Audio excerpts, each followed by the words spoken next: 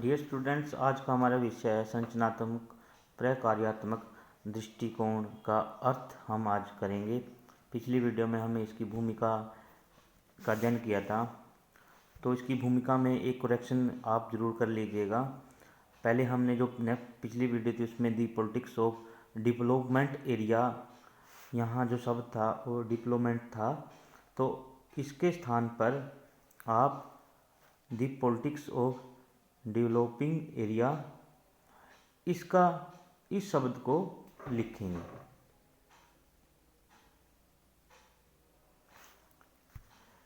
तो अगर हम इसकी भूमिका में एक पॉइंट और ऐड करना चाहें तो हम कर सकते हैं।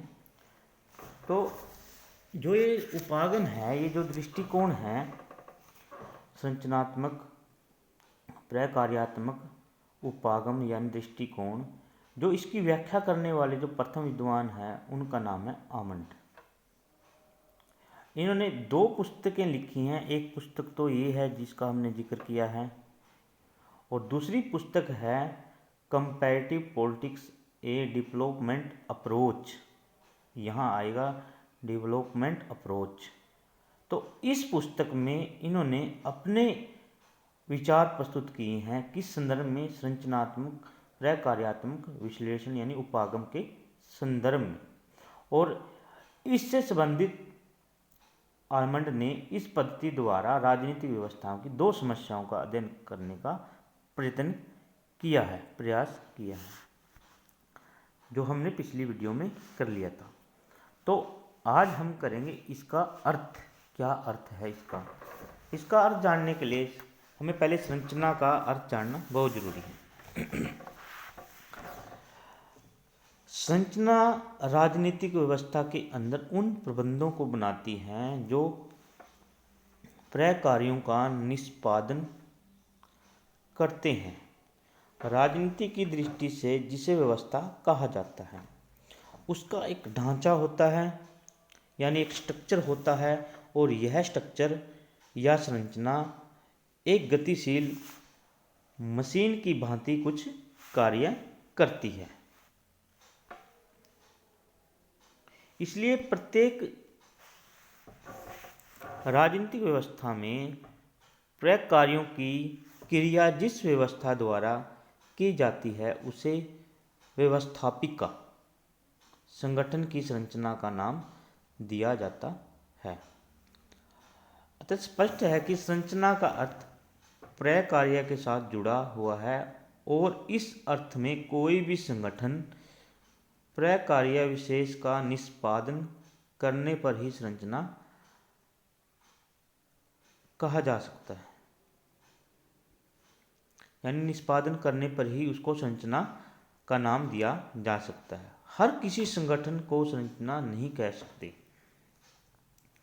जैसे विधानपालिका, कार्यपालिका, न्यायपालिका व राजनीतिक दल इत्यादि राजनीतिक व्यवस्था में तभी संरचनाएं कही जाएंगी जब वे व्यवस्था को बनाए रखने की क्रिया को नियमित रूप से निष्पादित करती हूँ। तो ये है संरचना का अर्थ। दूसरा है इसके अंदर प्रकार्य यानी फंक्शन, कार्य। प्रकार्य का जो रिलेशन होता है राजनीतिक व्यवस्था के लिए क्रिया, प्रतिमान या गतिविधियों के वस्तुनिष्ठ परिणामों से होता है।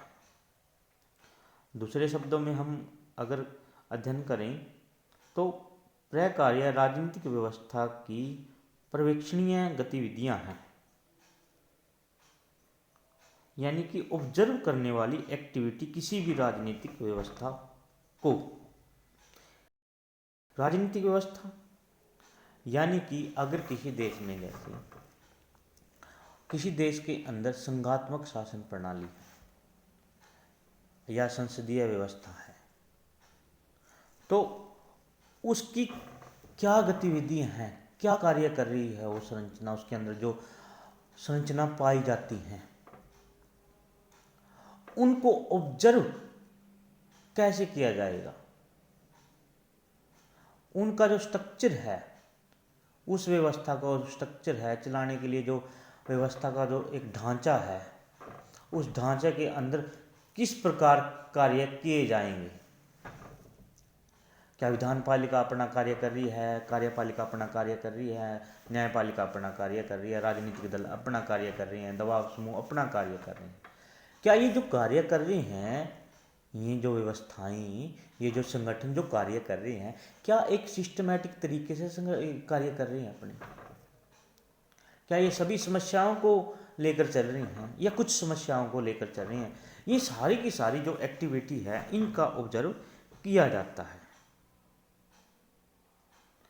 तो इसलिए हमें प्रक्रिया का अर्थ एक ऐसे क्रिया, प्रतिमान या गतिविधि से लेना है जो व्यवस्था का पोषक और अनुरक्षक हो।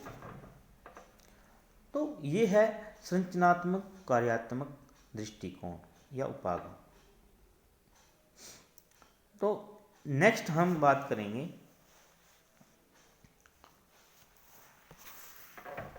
संरचनात्मक प्रक्रियात्मक उपागम की विशेषताएं।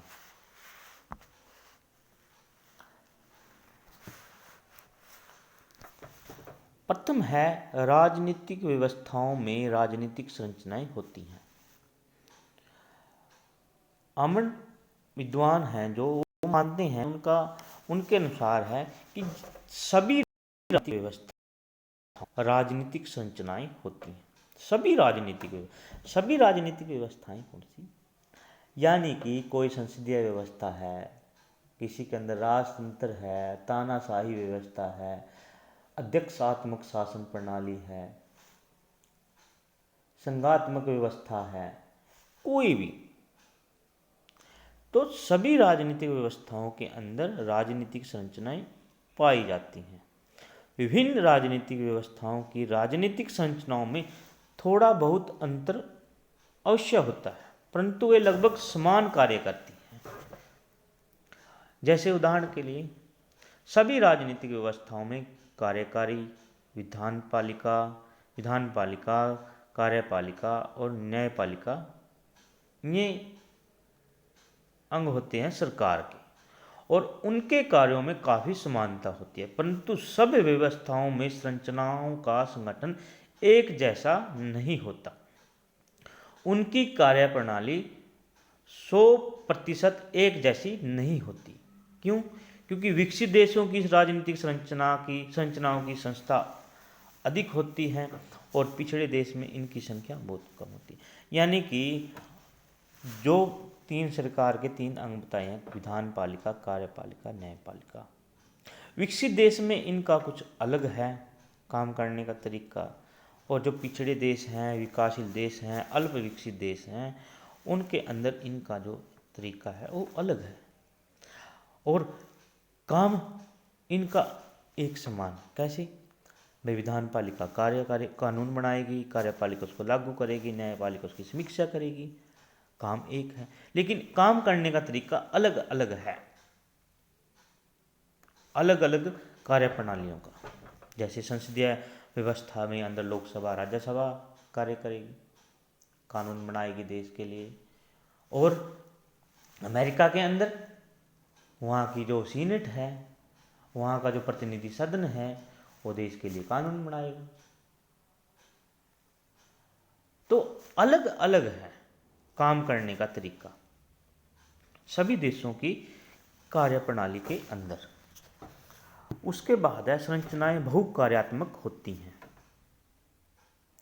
इसका क्या अर्थ है? राजनीतिक व्यवस्थाओं की संरचनाओं के अपने विशिष्ट कार्य हैं, परंतु फिर भी एक संरचना को कई प्रकार के कार्य करने पड़ते हैं। एक संरचना एक ही समय में कई प्रकार के कार्य करती है। जैसे कार्यपालिका अंग का कार्य है सभी कानूनों को लागू करना और शासन चलाए रखना, परंतु वह विधायिका कार्य भी करती है। यानी कि क्या है इसका अर्थ है, यानी संरचनाएं हैं उनका कार्य बहुकार्यात्मक होता है। जैसे विधानपालिका का कार्य है कानून का निर्माण करना, कार्यपालिका का उसको लागू करना और न्यायपालिका का उसको उसकी न्यायिक समीक्षा करना। लेकिन कई बार इनके जो कार्य हैं बहुकार्यात्मक हो जाते हैं, कई बार उनको कुछ दूसरे कार्य भी करने पड़ सकते हैं।